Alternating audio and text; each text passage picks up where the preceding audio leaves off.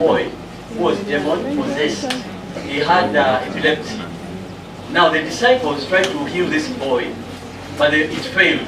Then the father of the boy came to Jesus, and Jesus just spoke, and this demon left. Now the disciples came and asked Jesus that why did we fail to cast out this demon from this boy? And Jesus told them, your problem is that you had little faith. I want you to imagine there is a mountain here, and you just speak to it and tell it, get out of the way. And it gets out of the way. The question is, what is faith?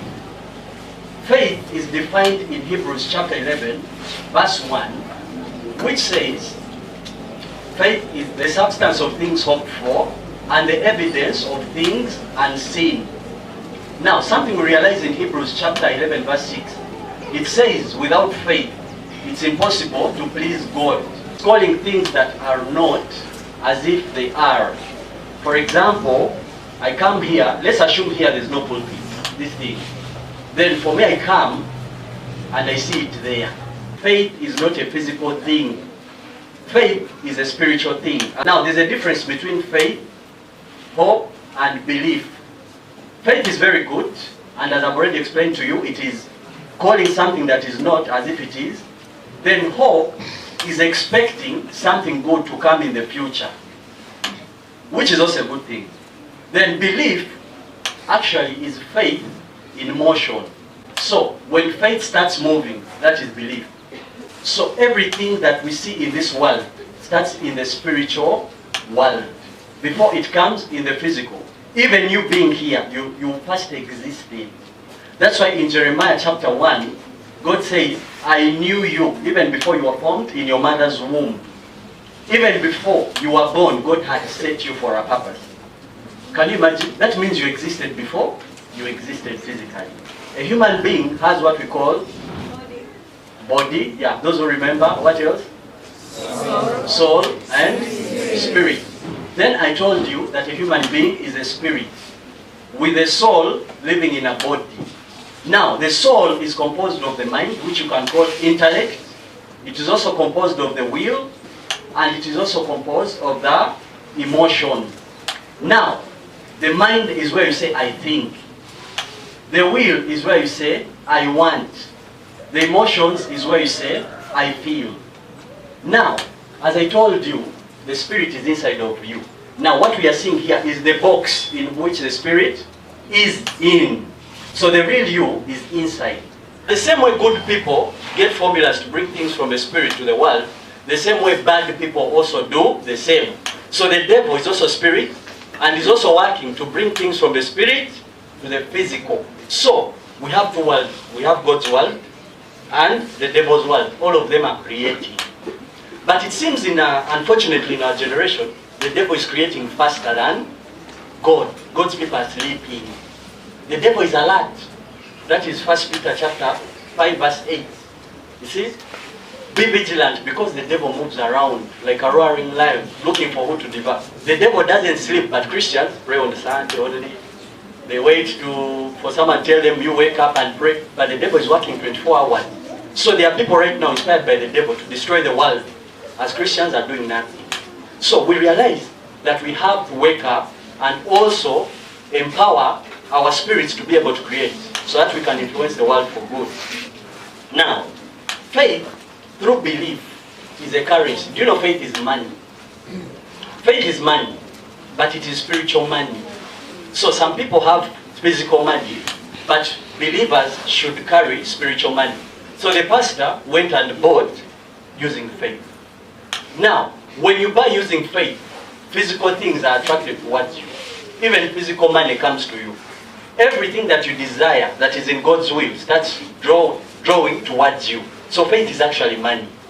Faith is also spiritual medicine. That's why you see God can heal diseases that human beings say it's impossible. Me, I've seen many people heal of cancer. People heal of addictions. I told you I help addicts. Some people are stuck where they are in life because they have refused to believe themselves out of their problems. You're in your problem because you refuse to believe yourself out. Not because of your mother not paying for your school fees, not because of your relative, Not because you're hated, not because you're born in a poor background, no. You are where you are because you have refused to believe yourself out of it. Or you didn't know. There is either knowing and you refuse to do, or there is ignorance, because the Bible itself says, my people are destroyed for lack of knowledge. So not knowing this truth can also destroy you. But now you have no excuse because I'm telling you. Now, many believers are victims as well. Actually, if you look critically, some of the poorest people, even in our communities, are believers. The ones who don't believe in Jesus Christ are the richest. Others are even Muslims, they are the richest. But believers are usually among the poorest. These ones who even pray 24 hours. People you see in the churches, mountains, they fast 40 days, some even do 90. Same position. Even things get worse. You lose weight, get sick, some even have died because of fasting. Now what is the problem? Because now believers, we are not supposed to change the world. How come we are not? Think about it. Let me ask you, suffering is not a bad thing. But someone who has suffered 40 years with the same problem, isn't there a problem also? Isn't it? There's a problem.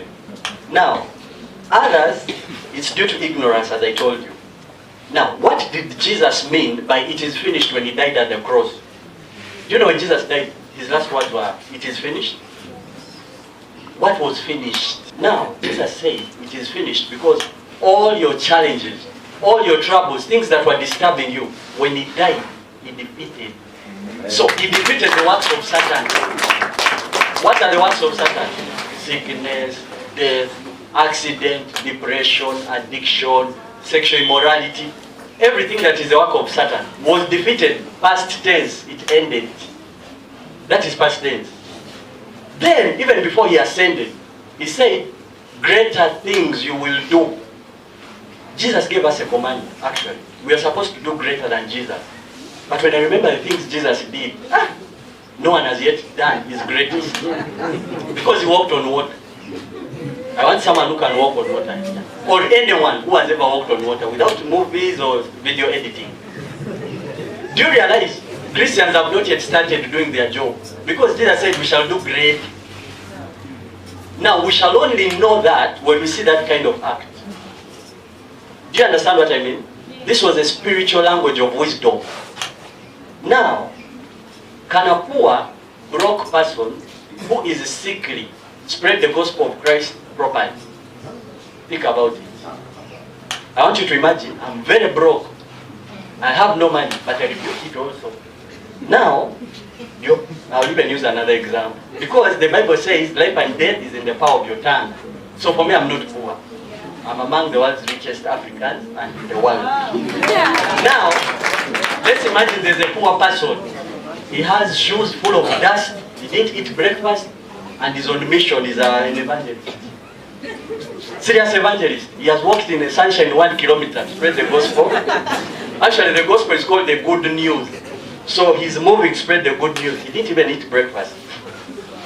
Then he comes to someone who has eaten breakfast, even the food has been thrown to the dogs. Dogs eat food of about 1 million. The cars are there are many. Children in international schools. Then he rebukes him and says, come to Jesus. He will give you a good life. Jesus will change your life. And this person doesn't know Jesus, but he's looking at the representative of Jesus. The ambassador.